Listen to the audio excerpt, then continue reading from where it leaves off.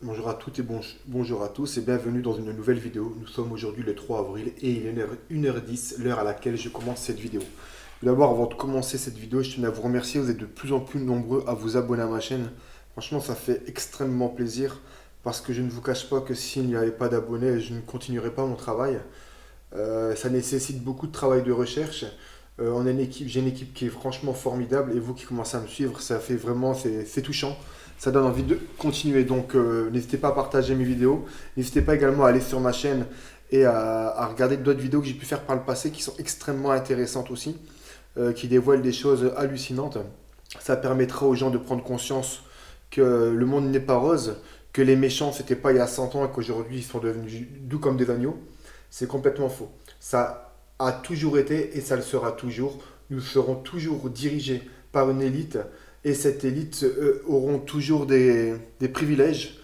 Ils auront toujours des vitesses, des justices à deux vitesses, entre guillemets, puisqu'ils ne sont pas la justice pour eux, ils ne connaissent pas. Et ils tueront toujours comme ils l'ont toujours fait. Mais voilà. Donc continuez à vous abonner, continuez à partager mes vidéos. Ça fait très plaisir. Bon, on va revenir au but de cette vidéo. Je vais faire un résumé. Enfin, c'est pas moi, c'est la lecture d'un article. Ça m'évite, comment bien que vous connaissez peut-être la chronologie de l'histoire, je vais vous faire un petit résumé de ce qui s'est passé depuis le début. Si vous voulez plus d'informations, j'ai balancé quelques bombes sur ma chaîne il y a quelques jours. Voilà, il y a plusieurs informations, donc tout n'est pas sur cette vidéo. Allez faire un tour sur ma chaîne. Alors, ce titre est paru sur asiatimes.com, donc c'est un site qui est extrêmement sûr. Ce n'est pas un site dit complotiste, parce que je rappelle que cette chaîne ne prend que des choses officielles pour éviter de se faire taxer de complotisme. Quand vous regardez la première vidéo que j'ai effectuée, c'est ce qu'on dit. Afin d'éviter de se faire taxer de complotisme, on a décidé de chercher que dans les sources officielles. Donc on peut aller chercher dans les magazines, les journaux italiens, espagnols, anglais, asiatiques, peu importe. Voilà, donc on essaie vraiment de chercher partout, français également, bien évidemment, pour, voilà, on met notre nez partout. Donc comme je disais, ça demande beaucoup de ressources. Donc voilà, donc qui est paru sur asiatimes.com et j'ai la traduction ici d'un journal, en fait, legrandssoir.info. Quand j'ai lu ça, je me suis aperçu qu'il y avait un article qui existait aussi en français. Donc cet article repris aussi écrit en français vient donner la source à la fin de son article et la source c'est Asia Times. Donc j'ai assez papoté, nous allons commencer la lecture de l'article. Donc je me répète, vous connaissez sans doute tous ces informations, mais il fallait bien que je le dise sur ma chaîne. Paru le 27 mars 2020 par Le Grand Soir et il a été écrit le 28 mars. Donc à mon avis, il doit y avoir une erreur au niveau des dates. Ça ne correspond pas, je viens de le remarquer un instant. Voilà. Enfin bref. Pourquoi la France cache un remède antivirus bon marché et testé? Pepe Escobar. Escobar, j'aime bien son nom. Le gouvernement français aide sans doute les grandes entreprises pharmaceutiques à tirer profit de la pandémie de Covid-19. Donc ça, je me rappelle que c'est la traduction de ça. Un site qui est vraiment un bon journal, hein. Asia Times, c'est un bon journal, hein. C'est pas de la connerie, hein.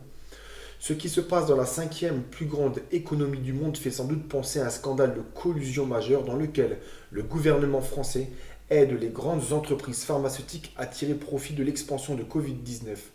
Les citoyens français informés sont absolument furieux à ce sujet, bien évidemment. Voyez, vous dites ça à n'importe quelle personne, vous allez être taxé de complotiste. Alors que ça vient d'un journal quand même sûr, qui est Asia Times. Il n'y a qu'en France en fait qu'on va entendre vraiment l'argument complotiste.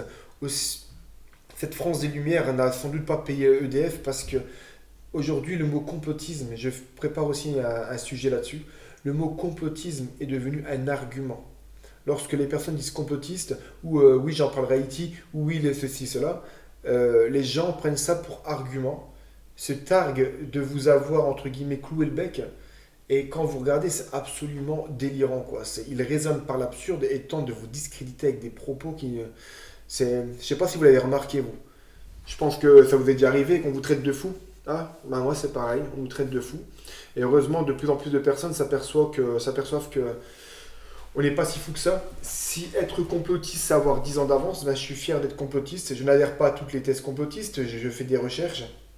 Mais j'ai fait des recherches et je les entrecoupe avec les informations. Donc, Ce que je vous présente là, je me répète, c'est des journaux, des sites officiels. Voilà, des journaux reconnus, etc. Comme ça évite qu'on se fasse taxer. Et quand bien même avec ça, on se fait quand même insulter de complotiste. Ma première question à une source parisienne sérieuse et irréprochable, la juriste Valérie Bugeaud, portait sur les liaisons dangereuses entre le macronisme et Big Pharma, et surtout sur la mystérieuse disparition, plus probablement le vol pur et simple de tous les stocks de chloroquine en possession du gouvernement français. Le respecté professeur Christian Perronnet a parlé de ce vol en direct sur l'une des chaînes d'information en continu française. La pharmacie centrale des hôpitaux a annoncé aujourd'hui qu'ils étaient confrontés à une rupture totale des stocks, qu'ils étaient pillés. Christian Perronnet, de mémoire, vous me confirmez ou vous dites si je me trompe en commentaire, était l'un des acolytes de Didier Raoult. Il me semble qu'il a même dit que c'était un mentor pour lui. Mais il s'est complètement détaché parce qu'il n'admet pas la façon dont le professeur Raoult traite le problème. Donc j'aime bien ces petites personnes qui ne font que traiter le professeur Raoult, mais ils proposent que dalle. Vous pouvez remarquer ça. La critique est extrêmement facile envers le professeur Raoult, mais eux, ils ne proposent rien. Ils disent que la chloroquine est dangereuse, mais eux proposent des antiviraux du VIH. On marche sur la tête, là. On marche sur la tête. Grâce à la contribution d'une autre source anonyme, il est maintenant possible d'établir un calendrier qui met en perspective les actions récentes du gouvernement français. Je ne sais pas si parmi vous qui m'écoutez, des personnes ont déjà eu, ou dans leur entourage, ont déjà eu des personnes qui ont fait des fausses couches. Je connais quelqu'un dans mon entourage qui a dû faire une fausse couche, et en fait, ils lui ont donné à la personne que je connais ce qu'ils appellent du Cytotec. Je ne sais pas si vous connaissez ce médicament. Ce médicament n'est absolument pas la base pour, entre guillemets, pardon l'expression, j'espère ne pas choquer, évacuer l'enfant. C'est absolument pas ça. Le Cytotec, à la base, c'est un médicament contre le cancer. Et c'est l'un des effets secondaires du médicament qui est utilisé ou été utilisé pour les fausses couches. Donc, ceux qui le savent, n'hésitez pas à témoigner en commentaire. Donc, vous voyez, donc, ils viennent faire chier avec la chloroquine alors qu'ils n'hésitaient pas à donner du Cytotec pour les femmes qui avaient fait une fausse couche. Je peux vous garantir que les femmes étaient pliées aux toilettes pendant des jours, des mal de ventre atroces, peut-être même des vomissements. C'était catastrophique. Et ça, par contre, ça ne posait absolument aucun problème. Je reprends la lecture. Grâce à la contribution d'une autre source anonyme, il est maintenant possible d'établir un calendrier qui met en perspective les actions récentes du gouvernement français. Commençons par Yves Lévy, qui a été à la tête de l'INSERM, l'Institut national de la santé et de la recherche médicale, de 2014 à 2018, lorsqu'il a été nommé conseiller d'État extraordinaire pour l'administration Macron.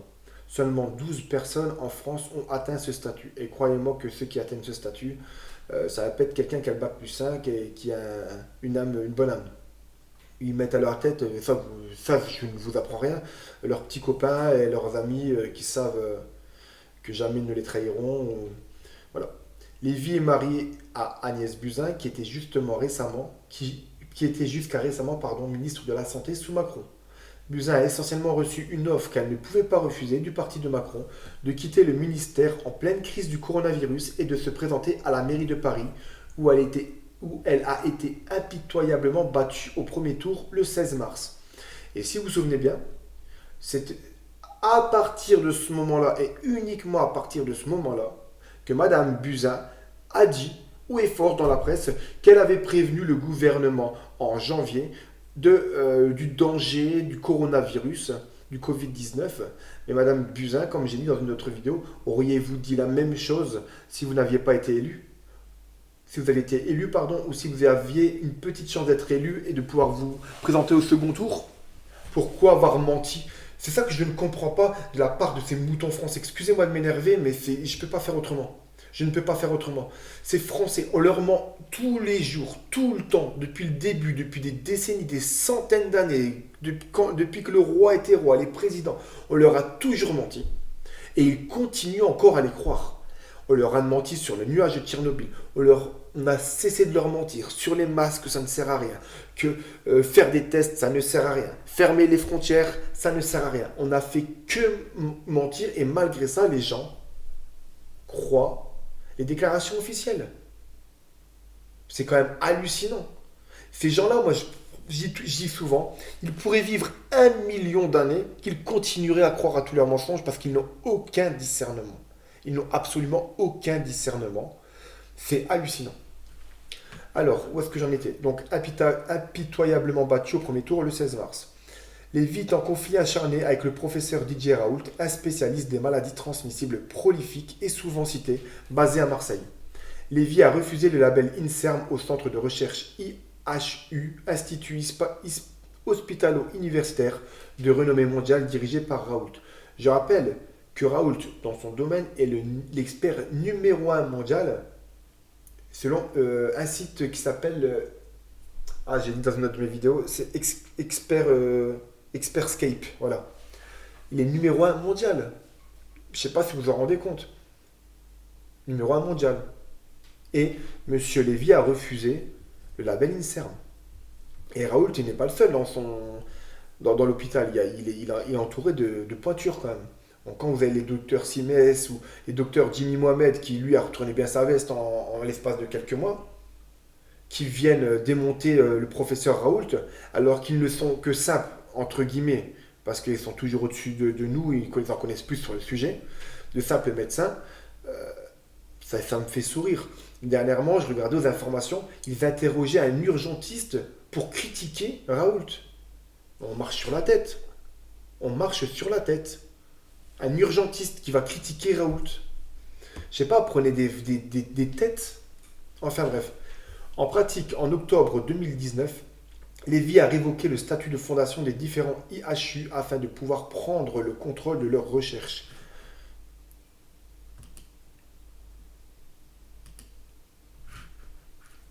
Raoult a participé à un essai clinique dans lequel l'hydroxychloroquine et l'azithromycine ont guéri 90% des cas de Covid-19 s'ils étaient testés très tôt.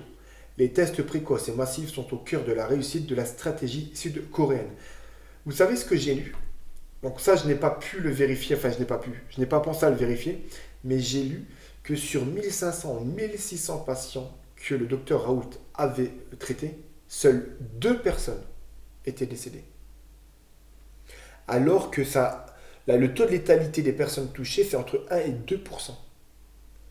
Donc si on était resté dans les normes, on va prendre les normes de 2% de morts, donc 2 personnes qui sont touchées par le coronavirus sur 100 meurent, donc 1600.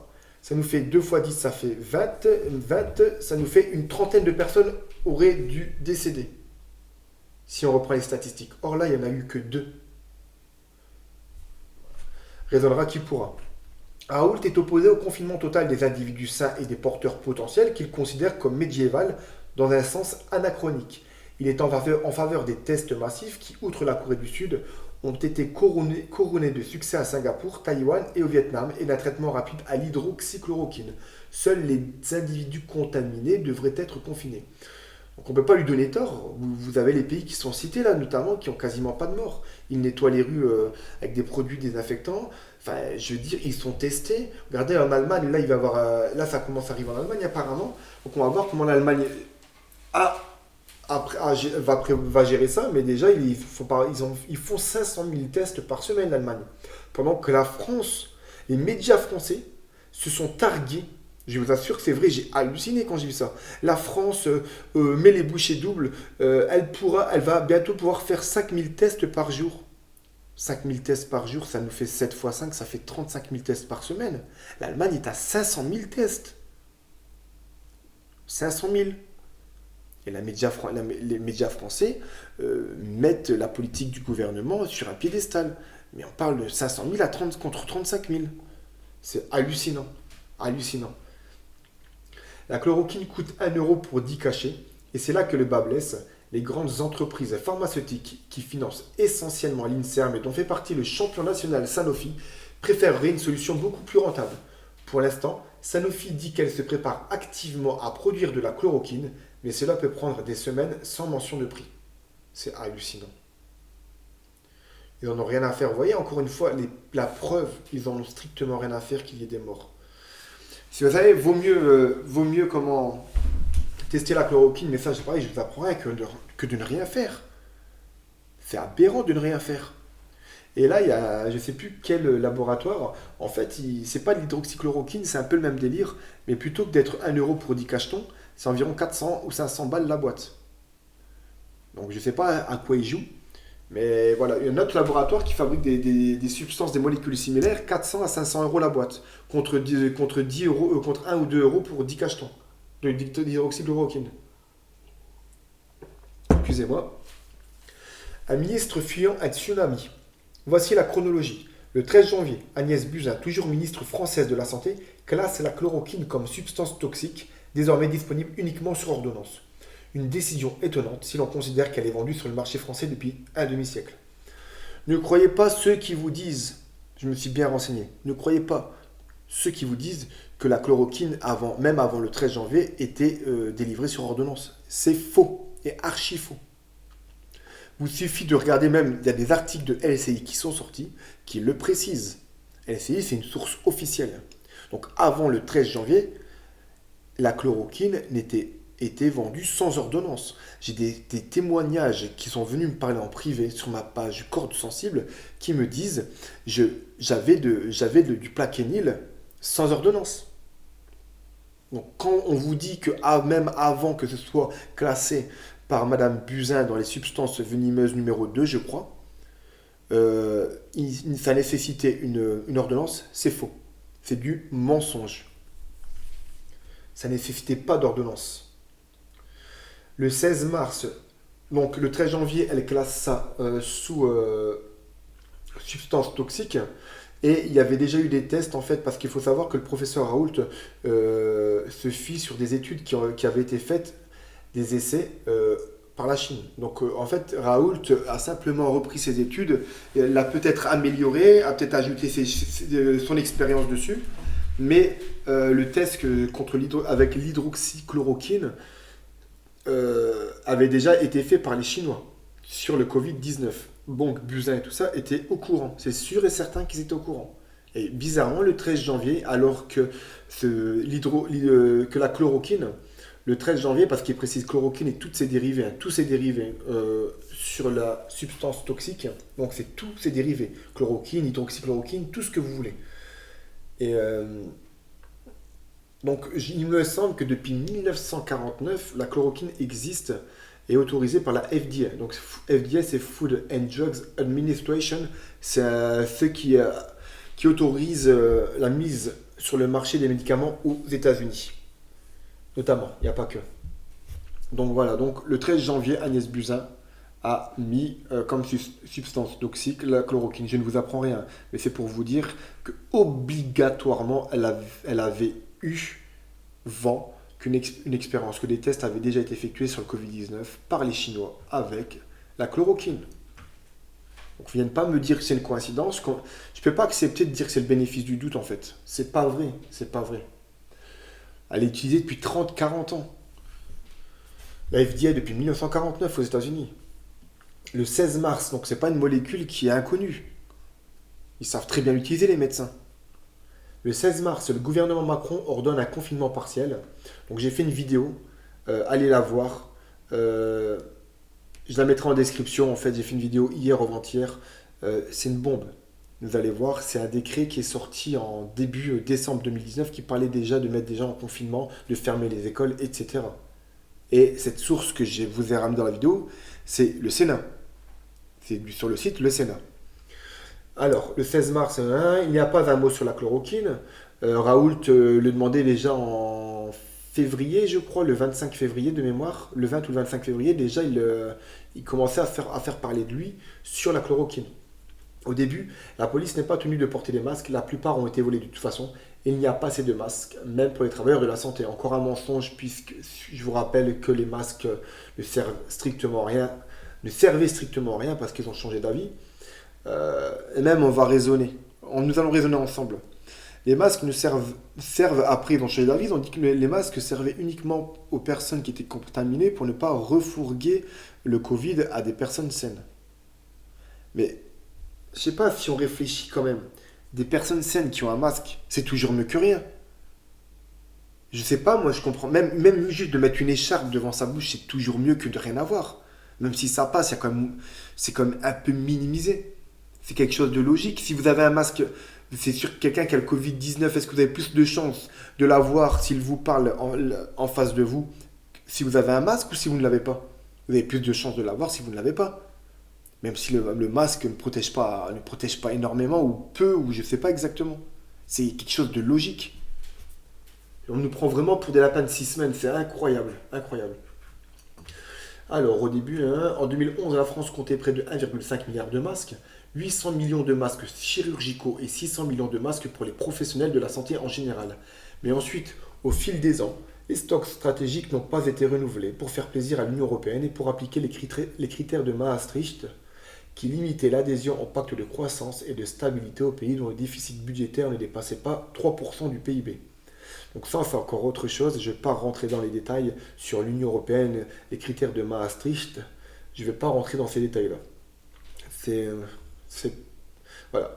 L'un des responsables de l'époque était Jérôme Salomon, aujourd'hui conseiller scientifique du gouvernement Macron. Le 17 mars, Agnès Buzyn déclare avoir appris que la propagation du Covid-19 sera un tsunami majeur pour lequel le système de santé français n'a pas de solution.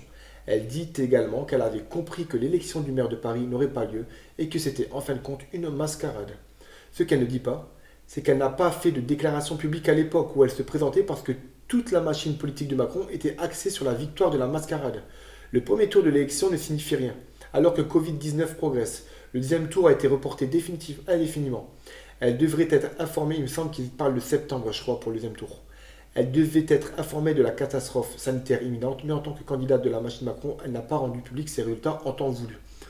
Je rappelle que depuis janvier, elle est au courant, mais elle a menti.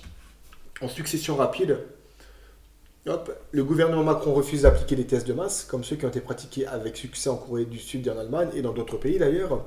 Le Monde et l'Agence française de santé publique qualifient les recherches de fake news avant de publier une rétractation. Ah ouais, celle-là, elle est faramineuse. Le Monde a qualifié les recherches de rôle de fake news. Le Monde. Et c'est eux qui viennent avec leur fameux décodex nous dire, vous savez, le décodex, moi comment je l'appelle, je ne sais pas si vous connaissez le décodex. Le décodex, en fait, c'est que vous mettez le nom d'un site sur le décodex, donc qui appartient à Le Monde, et ils vont vous dire si le site est bon ou pas. C'est un truc de malade. Moi, j'appelle le décodex, j'appelle ça la Bible des non-pensants. C'est-à-dire, vous avez trouvé un article, vous recoupez les informations.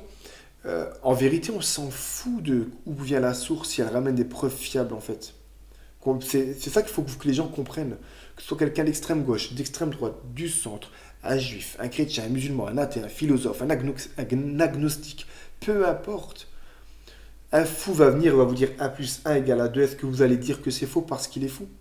Absolument pas. 1 plus 1 est bien égal à 2, même si c'est un fou qui vous apporte l'information. Voilà. Donc ce qui est important, c'est de pouvoir vérifier la source. Mais les gens ne comprennent pas. C'est pour ça que je ne prends que les sources officielles.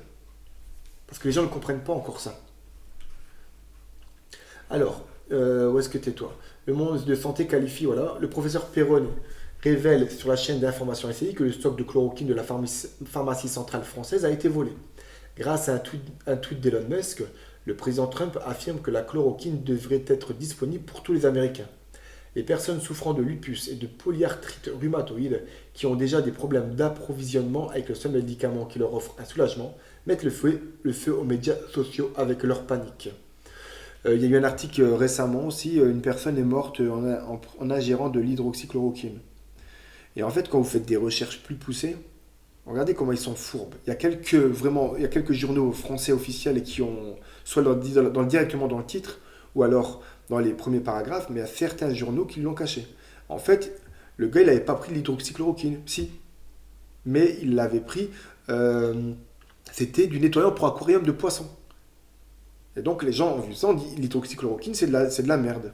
Alors qu'en fait, quand vous lisez attentivement le truc, en fait, quand vous faites vos recherches, il a bu du nettoyant pour aquarium qui contenait de l'hydroxychloroquine. Vous voyez comment les médias sont fourbes. Alors, les médecins et autres professionnels de la santé américaine la santé américaine, pardon, médecins, oui, se mettent à stocker le médicament pour leur propre usage et celui de leurs proches en falsifiant les ordonnances pour indiquer qu'elles sont destinées à des patients atteints de lupus et de polyarthrite rhumatoïde. Le Maroc achète le stock de chloroquine de Sanofi à Casablanca. Le Pakistan décide d'augmenter sa production de chloroquine pour l'envoyer en Chine. La Suisse renonce à l'enfermement total de sa population, opte pour des tests de masse et des traitements rapides et accuse la France de pratiquer une politique de spectacle. Ça, il faudra vérifier si jamais la Suisse n'a pas changé d'avis. Parce que l'article a été écrit fin mars, et on est déjà le 3 avril, donc c'est possible qu'ils aient changé d'avis sur ça, il faudra voir. Christian Estrosi, le maire de Nice, s'étant fait soigner à la chloroquine sans aucune intervention du gouvernement, appelle directement Sanofi pour qu'il livre de la chloroquine aux hôpitaux de Nice. Grâce aux recherches de Raoult, un test de chloroquine à grande échelle commence enfin en France, sous la direction prévisible de l'INSERM, qui veut refaire les expériences dans d'autres centres médicaux indépendants. Cela prendra au moins 6 semaines de plus, donc pendant 6 semaines on peut laisser crever les gens, car le conseil scientifique du Palais de l'Élysée envisage maintenant de prolonger le confinement total de la France à 6 semaines. Si l'utilisation conjointe de l'hydroxychloroquine et de l'azithromycine s'avère définitivement efficace chez les plus gravement malades, les quarantaines pourraient être limitées à certains groupes. Excusez-moi parce qu'à force de lire, j'ai bégayé. La seule entreprise française qui fabrique encore de la chloroquine fait l'objet d'un redressement judiciaire, ce qui met en perspective l'accaparement et le vol de la chloroquine. Il faudra du temps pour que ces stocks soient reconstitués, ce qui donnera à la Big Pharma la marge de manœuvre nécessaire pour avoir ce qu'elle veut, une solution coûteuse. Comme j'ai expliqué tout à l'heure, certains cachetons qui ont plus ou moins la même molécule ou qui ont la même action que l'hydroxychloroquine coûtent 400 ou 500 euros la boîte. Il semble que les auteurs du vol de chloroquine étaient très bien informés. On voit les infirmières en sac poubelle. Cette chaîne d'événements étonnante pour déjà un grand respect pour ces gens-là. Un très très grand respect. Franchement, c'est une honte ce qui est en train de se passer. Les gens qui crèvent les pneus franchement, j'ai tout cœur avec vous, les médecins, les infirmiers, les aides-soignants, ceux qui nettoient, les poubelleurs. Franchement, parce que vous participez à vraiment à éradiquer cette merde que les élites de ce monde, j'ose le dire, ont mis en place, parce que ce n'est plus un secret. Il y a des choses quand même qui sont fiables, qui ont été prouvées. J'ai publié sur notre chaîne un reportage de Rai 3, qui est une chaîne officielle, comme vous direz France 3 en France, chaîne officielle italienne, qui est passée dans un journal télévisé, comme vous direz 20h ici, sur une chaîne italienne, qui parlait que la Chine avait un laboratoire dans lequel il fabriquait avec le SARS un nouveau virus de mélange de SARS et de chauve-souris. J'ai publié sur ma chaîne, allez le voir, c'est une bombe atomique aussi. Et encore, ça c'est qu'une chose sur ce qui est pas mal de choses. Alors, où est-ce que j'en étais? Cette chaîne d'événements étonnante pour un pays du G7 très développé et fier de son service de santé, nous, là on a très bien vu que c'était déplorable, lamentable, on n'est pas un pays on est un pays en sous-développement en fait. S'inscrit dans un long et douloureux processus ancré dans le dogme néolibéral. L'austérité imposée par l'Union européenne, associée à la recherche du profit, a entraîné un laxisme extrême à l'égard du système de santé. Comme me l'a dit Bugo, je ne sais pas qui est-ce. Ah, Bugo, je crois qu'il en parle dès le début. Voilà, je ne sais pas. Voilà, ah oui, ici, vous voyez, c'est la journaliste qui parlait dès le début de l'introduction. Comme l'a dit Bugo, des kits de dépistage très peu nombreux étaient toujours disponibles, mais surtout pour un petit groupe lié au gouvernement français, anciens fonctionnaires du ministère des Finances, PDG de grandes entreprises oligarques, mania des médias et du spectacle. Même chose pour la chloroquine, que ce gouvernement a tout fait pour rendre inaccessible à la population. Putain, c'est un truc de malade. C'est un truc de malade. Franchement, c'est un truc de malade. C'est un crime organisé. Franchement, c'est hallucinant ce qui se passe. C'est hallucinant. Franchement, j'ai 37 ans, bientôt. Jamais j'aurais cru pouvoir voir une chose pareille. C'est trop rapide, c'était extrêmement rapide ce qui est en train de se passer. Des lois liberticides, des lois qui bouffent nos acquis sociaux, big data, la reconnaissance faciale, les puces RFID, mais tout ça, et là, ça y est, les drones qui nous donnent des ordres maintenant. Veuillez respecter le confinement, comme dans les films. Vous savez, les films qu'on voyait à 10, 15, 20 ans. Voilà. C'est pas des films de science-fiction en fait. Ça vous prépare. Ça vous prépare à ce qui va arriver. C'est ce qu'on appelle les films d'anticipation. C'est exactement ça.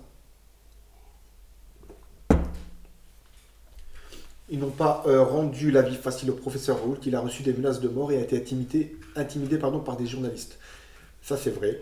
Et ils n'ont pas protégé les stocks vitaux. Toujours sous le gouvernement de Hollande, il y a eu une liquidation consciente du stock de masques qui avait existé en grande quantité dans tous les hôpitaux. Sans compter que la suppression des lits d'hôpitaux et des moyens hospitaliers s'est accélérée sous Sarkozy. Donc il y a Sarkozy que ça s'est accéléré, Hollande et Macron. Cette situation est liée au rapport angoissé de citoyens français faisant état d'infirmières qui doivent maintenant utiliser des sacs poubelles en raison du manque de matériel médical approprié. Courage. Ils risquent leur vie pour des pourritures, à cause, pardon, pas pour, parce que pour c'est pour les personnes qui soignent, mais à cause de criminels. Dans le même temps, autre fait étonnant, l'État français refuse de réquisitionner les hôpitaux et cliniques privés, ce qui est vrai, qui sont pratiquement vides à ce stade, alors que même le président de leur propre association, Lamine Garbi, a plaidé en faveur d'une telle initiative de service public. On ne peut pas dire qu'il essaie de sauver des vies. Je demande solennellement que nous soyons réquisitionnés pour aider les hôpitaux publics. Nos installations sont prêtes. La vague qui a surpris l'État de l'Est, qui a surpris l'Est de la France, doit nous donner une leçon. Ils ont même refusé à ce que certaines entreprises industrielles fabriquent des respirateurs. Enfin, je ne sais pas comment on appelle ça. Enfin bref, vous me comprenez. Ils ont refusé à certaines entreprises de fabriquer des masques. Je ne sais pas si vous étiez au courant de ça. Plein de choses. Mais on va encore nous dire que nous sommes des complotistes. Non, mais donnez-nous une putain de raison valable pour ce qui est en train de se passer. À vous tous qui nous accusez de complotistes, donnez-nous une putain de raison valable. Pourquoi la France n'a pas commandé de masque? Pourquoi la France ne teste pas? Pourquoi la France met des bâtons dans les roues pour la chloroquine? Pourquoi Buzyn, le 13 janvier, bizarrement, après une étude qui avait été faite en Chine, elle a classé ça en substance venimeuse? Donnez-nous des raisons valables. Des raisons valables. Pourquoi ils n'acceptent pas les demandes des hôpitaux privés de se faire réquisitionner? Pourquoi ils interdisent à certaines entreprises de fabriquer des masques? Pourquoi ils interdisent à certains industriels de fabriquer des respirateurs? Pourquoi? Donnez-nous des putains, mais donnez-nous des putains de bonnes raisons. Plutôt que de nous traiter de complotistes. Le point essentiel a été souligné, donc on est arrivé où? J'hallucine à chaque fois que je prépare de relire encore ça. Vous voyez, pourtant je l'ai préparé un petit peu à l'avant, j'ai lu 2-3 fois le truc. Mais voilà, ça me met toujours dans un état, c'est hallucinant, c'est hallucinant.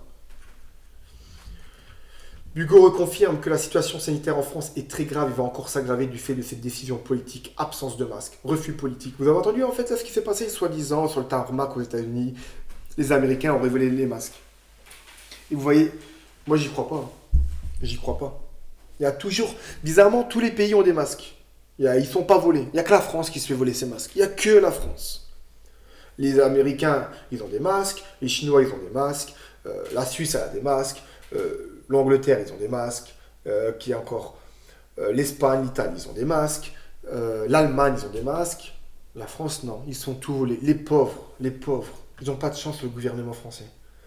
Refus politique de tester massivement les gens. Refus d'accès gratuit à la chloroquine dans un contexte de détresse suprême dans les hôpitaux. Cela va durer et le dénouement sera la norme. Professeur contre président. Je vais regarder. Ouais, c'est bientôt terminé. Excusez-moi, c'est rare que je fais des vidéos longues comme ça, mais cet article me sort de mes gonds. Dans un développement explosif mardi, Raoult a déclaré qu'il ne participe plus au conseil scientifique de Macron, même s'il ne l'abandonne pas complètement. Raoult insiste une fois de plus sur les tests massifs à l'échelle nationale pour détecter les cas suspects, puis isoler et traiter les patients dont le test est positif. En un mot, le modèle sud-coréen. C'est exactement ce que l'on attend de l'IHU de Marseille, où des centaines d'habitants continuent de faire la queue pour se faire dépister. Et cela rejoint les conclusions d'un expert chinois de premier plan sur le Covid-19, Zhang Nashan, qui affirme que le traitement au phosphate de chloroquine a eu un impact positif. Les patients étaient testés négatifs après environ 4 jours. Le point essentiel a été souligné par M. Raoult. Utiliser la chloroquine dans des circonstances très particulières pour les personnes testées très tôt, lorsque la maladie n'est pas encore avancée. Et seulement dans ces cas. Ils ne préconisent pas la chloroquine pour tout le monde. C'est exactement ce que les Chinois ont fait, en plus de leur utilisation de l'interféron.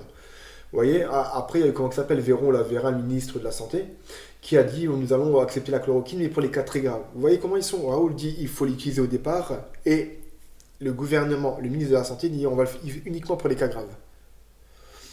C'est... Bref. Depuis des années, Raoult plaide pour une révision radicale des modèles économiques de la santé afin que les traitements, les cures et les thérapies, créées pour la plupart au cours du XXe siècle, soient considérés comme un patrimoine au service de l'humanité tout entière. Ce n'est pas le cas, dit-il, parce que nous abandonnons la médecine qui n'est pas rentable, même si elle est efficace. C'est pourquoi il n'y a pratiquement pas de fabrication d'antibiotiques en Occident. Mardi, le ministère français de la Santé a officiellement interdit l'utilisation du traitement à base de la chloroquine recommandé par Raoult. En fait, le traitement n'est autorisé que pour les patients en phase terminale de Covid-19 sans autre possibilité de guérison. C'est ce que je disais tout à l'heure, mais ça a changé depuis l'écriture de l'article. Cela ne peut qu'exposer le gouvernement Macron à d'autres accusations d'inefficacité au moins, ajoutées à l'absence de masques, de tests, de recherche de contacts et de ventilateurs. Mercredi, commentant les nouvelles directives du gouvernement, M. Raoult a déclaré: lorsque les dommages aux poumons sont trop importants et que les patients arrivent pour être réanimés, ils n'hébergent pratiquement plus de virus dans leur corps, il est trop tard pour les traiter avec de la chloroquine. Est-ce que ce sont les seuls cas, les cas très graves, qui seront traités à la chloroquine dans le cadre de la nouvelle directive de Véran? Si c'est le cas, il a ajouté ironiquement, alors ils pourront dire avec certitude scientifique que la chloroquine ne fonctionne pas. Raoult n'était pas disponible pour commenter les articles des médias occidentaux, citant les résultats des tests chinois qui suggéreraient qu'il se trompe sur l'efficacité de la chloroquine dans le traitement des cas légers de Covid-19. Les membres du personnel ont plutôt fait référence à ces commentaires dans le bulletin de l'IHU. Là, Raoult dit qu'il est insultant de demander si nous pouvons faire confiance aux Chinois sur l'utilisation de la chloroquine. Si c'était une maladie américaine et que le président des États-Unis disait nous devons traiter les patients avec ça, personne n'en parlerait. J'avais lu un article il n'y a pas longtemps, aujourd'hui d'ailleurs, qui disait bientôt, alors que c'est Raoult qui a remis ça à la surface pour la chloroquine et qui a repris les essais des Chinois, bientôt c'est la France qui en dernier se fera traiter par la chloroquine. Hallucinant. En Chine, ajoute-t-il, s'il y avait suffisamment d'éléments pour que le gouvernement chinois et tous les experts chinois qui connaissent les coronavirus, parce qu'eux vraiment ils les connaissent, adoptent une position officielle sur laquelle nous devons traiter avec de la chloroquine. Entre le moment où nous avons les premiers résultats et une publication internationale acceptée, il n'y a pas d'alternative crédible parmi les personnes les mieux informées au monde. Ils ont pris cette mesure dans l'intérêt de la santé publique. Une médecine de guerre. Point crucial, s'il avait un coronavirus, Raoult dit qu'il prendrait de la chloroquine. Non. Parce que je suis assez jeune, voilà. Donc c'est pareil, ça on monte en épingle 1, 2, 3, 4 personnes dans le monde entier qui sont morts jeunes. Donc c'est triste pour eux, mais il faut qu'on recontextualise les choses. C'est un cas sur combien? C'est un cas sur combien? On monte ça en épingle, on fait croire que c'est devenu une généralité, une norme. C'est n'importe quoi. C'est n'importe quoi. 99% des morts en Italie ont 79 ans d'âge moyen. En France, 92% des Français qui sont morts ont 65 ans d'âge moyen. Comme Raoult est considéré par ses pairs comme le premier expert mondial en maladies, c'est ce que je vous disais tout à l'heure, en matière de maladies transmissibles, bien au-dessus du docteur Anthony Fauci aux États-Unis, je dirais que les nouveaux rapports relaient les discours des grandes entreprises pharmaceutiques. Raoult a été attaqué et diabolisé sans pitié par les médias commerciaux français qui sont contrôlés par quelques oligarques étroitement liés au macronisme. Et vous vous rendez compte que cet article, c'est un article qui vient d'asiatimes.com à la base. Vous voyez ce qu'il dit en fait? On parle de la France et tout ça, la liberté d'expression, mais on voit que dans les pays asiatiques, la liberté d'expression, on voit que la France, c'est de la gnognotte, la liberté d'expression. Agamben s'exprimait non pas en tant que médecin ou virologue, mais en tant que maître à penser dans la lignée de Foucault, Walter Benjamin et Hannah Arendt. Hannah Arendt, j'ai lu pas mal de ses bouquins. C'est une politologue qui parle de l'autorité de l'État. Franchement, je vous invite vraiment à lire ses livres, ils sont magnifiques. Hannah Arendt. Notant comment un état latent de peur s'est transformé en un état de panique collective pour lequel le Covid-19 offre une fois de plus le prétexte idéal, il a décrit comment dans un cercle vicieux pervers, la limitation de la liberté imposée par les gouvernements est acceptée au nom d'un désir de sécurité qui a été induit par ces mêmes gouvernements qui interviennent maintenant pour les satisfaire. Voilà. Ces fameuses personnes qui sont prêtes à troquer leur liberté contre une pseudo-sécurité. Voilà. Donc en fait, ce qui se passe, dans les années 50 ou 60, après la guerre, en fait, il y avait un docteur qui a fait des tests immondes qui s'appelle le docteur Mengele. Je pense que vous avez déjà entendu parler de lui. Et ces tests, parmi tant d'autres, il y a un test en fait qui a montré que ce qui différenciait l'homme de l'enfant, c'était la capacité de projection. L'homme, l'adulte, a une capacité de projection que l'enfant n'a pas. Et par rapport à ça, Ils manipulent les adultes, c'est-à-dire ils les infantilisent avec des jeux débiles à la télévision, avec de la débilité en fait. Comme ça, l'adulte s'infantilise et n'a plus cette capacité de projection. C'est exactement ce qui arrive là. Les gens n'ont aucune capacité de projection. Ils vivent au jour le jour et ne se demandent pas ce qu'il y aura dans 2 mois, 3 mois, 1 an, 2 ans, 5 ans. Ça ne les intéresse pas. J'ai discuté avec eux, ça ne les intéresse pas. C'est coronavirus, coronavirus, coronavirus. Mais il y a une vie aussi à côté. Il y a des choses qui se font, il y a des lois qui font. Après le coronavirus, vous allez reprendre une vie normale. Enfin, peut-être pas, quoi. C'est ça. Quelle vie vous allez reprendre après le coronavirus? Quelles lois auront été passées? Mais aucune capacité de projection, ils sont infantilisés. Il n'y a pas eu d'état de panique collective en Corée du Sud, à Singapour, à Taïwan ou au Vietnam, et au Vietnam pour ne citer que 4 exemples asiatiques en dehors de la Chine. Une combinaison tenace de tests de masse et de recherche de contact a été appliquée avec un immense professionnalisme. Cela a fonctionné, dans le cas de la Chine avec l'aide de la chloroquine, et dans tous les cas asiatiques sans sombre motif de profit au profit des grandes entreprises pharmaceutiques, ce qui montre que le système Macron est non seulement incompétent pour traiter le Covid-19, mais qu'il fait traîner le processus pour que les grandes entreprises pharmaceutiques puissent trouver un vaccin miracle rapidement. Mais le modèle visant à décourager la chloroquine est plus que visible ci-dessus, parallèlement à la diabolisation de Raoult. Donc vous voyez ici, mais la source, donc c'est celui-ci. Why France is aiding a cheap and tested virus cure, c'est ici, vous voyez. Et cet article, c'était le 27 ou le 28 mars. A été fait le 28 mars. Donc il y a beaucoup de choses qui ont pu changer, notamment sur la Suisse. N'oubliez pas de vous abonner à ma chaîne. J'aimerais bien que vous puissiez dire ce que vous pensez de ce résumé qui a été un peu long. Mais voilà, j'ai tenu à refaire un petit résumé de ce qui s'était passé en y ajoutant quelques éléments et un peu mes coups de gueule aussi. Allez, je vous souhaite à toutes et à tous un excellent confinement dans le sens ironique du terme. Et n'hésitez pas à partager cette vidéo et à inviter les gens que vous connaissez à vous abonner à ma chaîne et à cliquer sur la petite cloche pour avoir les notifications. Je vous remercie vraiment d'être de plus en plus nombreux à vous abonner à ma chaîne. Ça me motive encore plus. À très bientôt. Ciao.